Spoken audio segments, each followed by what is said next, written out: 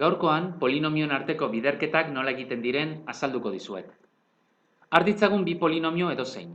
Esaterako, A isa berdin bi isa karratu ken hiru isa. Eta B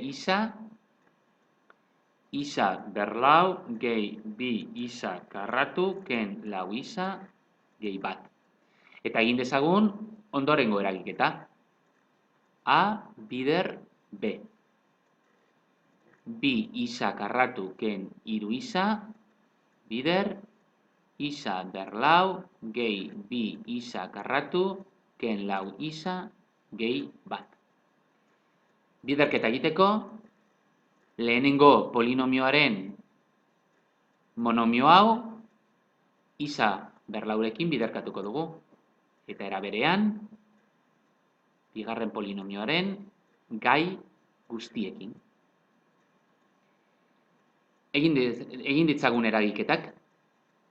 Bi isa karratu bider isa berlau, koefizienteen biderketa, bi.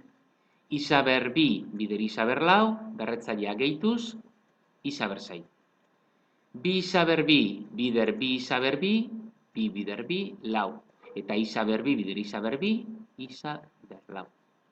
Bi isa karratu bider minus lau isa. Bi bider minus lau, minus sortzi isa ber hiru. Eta bi isa ber bi bider bat, gehi bi isa ber bi. Egin dezagun gauza bera,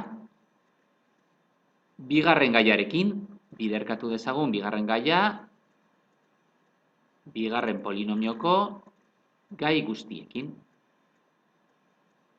Horrela ba, minus hiru isa bider isa berlau, minus hiru isa ber bost. Minus hiru isa bider bi isa karratu, minus sei isa ber hiru. Minus hiru isa bider minus lau isa, minus hiru bider minus lau, gehi amabi. Amabi isa karratu. Eta minus hiru isa bider bat, minus hiru isa. Orain, batuketetan bezala, antzekoak diren monomioak gehituko ditugu bata bestearen atzean. Hasiko gara mailarik altuena duen monomioarekin. Kasu honetan, bi isa ber sei. Bi isa ber sei. Orain, isa ber bost. Minus hiru isa ber bost.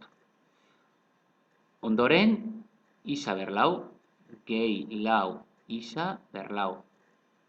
Isa ber bi monomio ditugu. Minus sortzi ken sei, minus amalau isa ber hiru.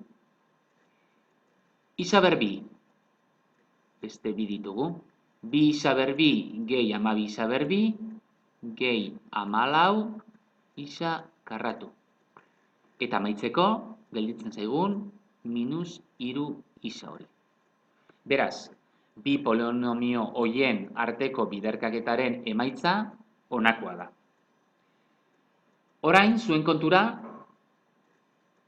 C polinomioa proposatuko dizuet. Lau isa ber hiru ken bi isa ken bi. Eta ondorengo eragiketa egin beharko duzue. A bider, C biderketa. Kontutan izan, A polinomioa hemen dagoena dela.